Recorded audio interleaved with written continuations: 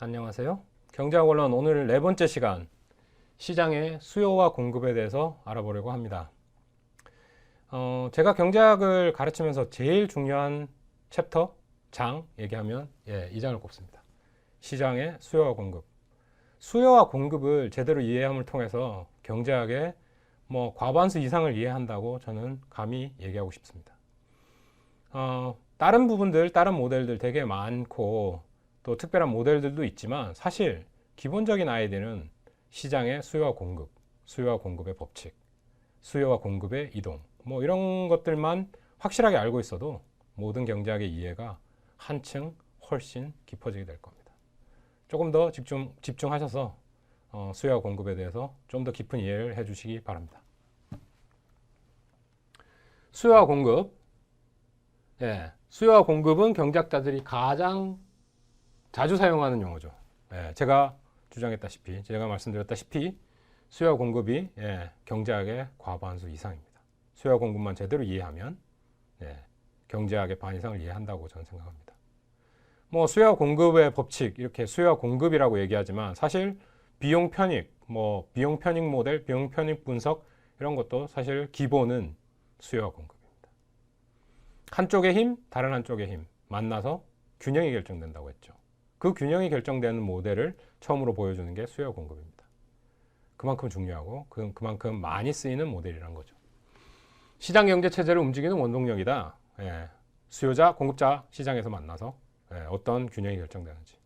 제가 강조했던 하나의 단어, 경제학을 대표하는 하나의 단어, 균형, 이퀄리브리움, 이것도 수요와 공급에서 첫 번째로 우리가 맛볼 수 있습니다. 경쟁 시장에서 사람들이 상호작용하는 행위, 수요 측면, 공급 측면 만나서 상호작용이죠. 그 상호작용에서 나오는 결론, 균형 되겠습니다. 그만큼 경제학자들이 많이 애용하고 있고 이 개념을 통해서 다른 경제학적 이론들에 대한 연구도 활발하게 이루어지고 있으며 모든 다른 부분들의 모델들도 사실은 균형 이론, 수요와 공급 이론을 빌려서 하는 경우가 엄청나게 많기 때문에 한 번 더 강조하지만 이해를 좀 더 깊이 하셨으면 좋겠습니다. 시장과 경쟁, 시장, 마켓, 특정한 재화나 서비스를 사고 파는 사람들의 모임. 이거는 초점이 인터액션, 상호작용에 더 맞춰져 있는 것 같아요. 앞에서부터 경제 주체들의 상호작용, 그걸 통하여 나오는 결론, 균형, 이런 데 초점을 맞춰져 있어서 시장도 그렇게 정의를 하고 있습니다. 특정한 재화나 서비스를 사고 파는 사람들의 모임이다. 근데 저는 보통 시장을 정의할 때 장소로 정의합니다. 쉽게 시장에 대해서 생각을 해볼까요? 뭐가 시장입니까? 우리 어시장, 아니면 자갈치 시장, 시장들, 여러 가지 경동시장, 여러 가지 약재 시장, 많은 시장들이 있습니다. 어떤 재화나 어떤 서비스를 파느냐, 어떤 재화와 서비스가 거래되느냐에 따라서 엄청나게 많은 시장들이 있죠. 그러면 온라인 시장 어떤가요? 아마존에서 물건 사고 파는 거, 이베이에서 물건 사고 파는 거, 각각의 한국의 온라인 시장에서 물건 사고 파는 거, 과연 우리 시장이라고 정의할 수 있나요? 거기에 사람들이 모인다. 소비자와 생산자들이 모인다. 그런 측면에서 다 시장이라고 정의할 수 있죠. 또 다르게 제가 말했듯이 장소로 정의해 볼까요? 장소. 어떤 장소냐? 생산자와 소비자가 만나는 곳. 거래가 이루어지는 곳. 판매가 이루어지는 곳. 매매가 이루어지는 곳. 그걸 시장이라고 할 수 있습니다. 온라인상의 장소, 실질적인 장소는 아니지만 사람들이 모이고 소비자와 생산자가 교류하고 상호작용하고 그곳 모두를 우리는 시장이라고 지칭할 수 있는 겁니다. 그래서 현재 사회가 발전하고 변화됨에 따라서 시장의 범위도 아주 넓어졌습니다. 아마존, 이베이 그런 온라인상의 시장까지 말이죠. 그래서 시장을 살펴보면 하나의 집단으로 구매자들, 다른 집단으로 판매자들이 있다. 같이 지난번에도 얘기했지만 이 책에서 바이어와 셀러로 얘기하고 있지만 컨슈머와 프로듀서로 얘기하면 생산자와 소비자가 있다. 하나의 집단으로서의 생산자들, 소비자들, 소비자들, 생산자들, 수요자들, 공급자들. 그렇죠? demand and supply로 또 정해볼 수 있는 겁니다. 그래서 장소로 얘기하자면 거래가 이루어지는 곳, 수요자와 공급자가 만나는 상호작용 또는 장소, 그죠? 모임에 초점을 맞추든지 장소에 초점을 맞추든지 그렇게 정의를 하면 되겠습니다. 어떤 재화나 어떤 서비스가 거래되든 상관없죠. 그런 재화와 서비스의 교역이 이루어지는 곳, 매매가 이루어지는 곳, 판매와 소비가 이루어지는 곳, 그죠? 그것이 시장입니다. 첫 번째로 우리가 시장에 대해서 배울 때 시장 이론에서 기본적으로 제공하는 시장의 형태, 완전 경쟁 시장입니다. 실질적으로 완전 경쟁 시장이 현실에 존재하나요? 이런 질문을 받습니다. 네. 완전한 완전 경쟁 시장의 모델을 찾기는 참 어려워요. 왜냐하면 좀 보죠. 판매되는 재화들이 동일해야 됩니다. 영어로는 homogeneous product라고 하는데요. 질이 똑같은 거죠. 쌀을 예를 들면 뭐 경기미, 뭐 다른 동네 쌀들 쌀은 쌀이지 뭐 이렇게 얘기할 수 있지만 쌀마다 다르게 생각할 수 있죠. 경기미가 나는 제일 좋아 이럴 수도 있고 나는 일본 쌀이 제일 좋아 이럴 수도 있고 그 쌀이 다 다르다. 우리 쌀은 좀 다르다 이렇게 광고도 하죠. 그런 경우에 동일하냐? 동일하다고 말하기 참 어렵습니다. 그렇죠? 그다음 단계로 소비자와 판매자가 매우 많아서 개별 소비자나 판매자가 시장 가격에 영향을 미치지 못한다. 가격 수용자다. 프라이스 테이커다. 이렇게 얘기합니다. 엄청나게 많은 소비자, 엄청나게 많은 공급자. 걔네들의 경쟁이 퍼펙트하다. 그렇게 얘기하죠. Perfectly competitive market. 완전 경쟁 시장이 되려면 무지하게 많은 소비자와 무지하게 많은 공급자가 있어야 된다. 이것도 기본적인 시장에서는 충족하기 어려운 점입니다. 자동차 시장, 브랜드가 정해져 있죠. 현대, 기아, 우리 이제 국내 시장에서는 그렇죠. 뭐 세계 시장으로 넓혀보면 되게 많은 브랜드가 있습니다. 뭐 무수히 많으냐? 그렇진 않죠. 그럼 몇 개부터 완전 경쟁 시장에 속할 수 있느냐? 이런 것도 좋은 질문이 될 수 있습니다. 그것도 다 이제 측정할 수 있는 매저들이 있고 경제학적인 이론들이 있습니다만은 쉽게 얘기해서 뭐 3.5 그러니까 생산자들이 4명 가까이만 되면 완전 경쟁 시장으로 볼 수도 있다. 이런 이론들이 있습니다. 소비자, 판매자가 너무 많아가지고 모두가 프라이스 테이커여야만 된다. 그게 또 어떤 의미냐? 내가 진짜 많은 소비자 중에 조그마한 한 명이라서 내가 힘이 없어요. 내가 물건을 이런 작게 살라고 이런 작게 사고 싶어서 시장을 아무리 둘러봐도 그렇게 판매할 사람이 아무도 없는 거예요. 나 혼자서는 시장의 균형을 바꿀 수 없다. 그게 프라이스 테이커라는 겁니다. 그거는 소비자적 측면이다. 그럼 생산자도 마찬가지입니다. 너무나 많은 생산자들이 있어가지고 나 혼자 1원 더 받겠다고 살 사람, 내 물건 살 사람을 찾아봐도 눈 닦고 없다. 그런 거죠.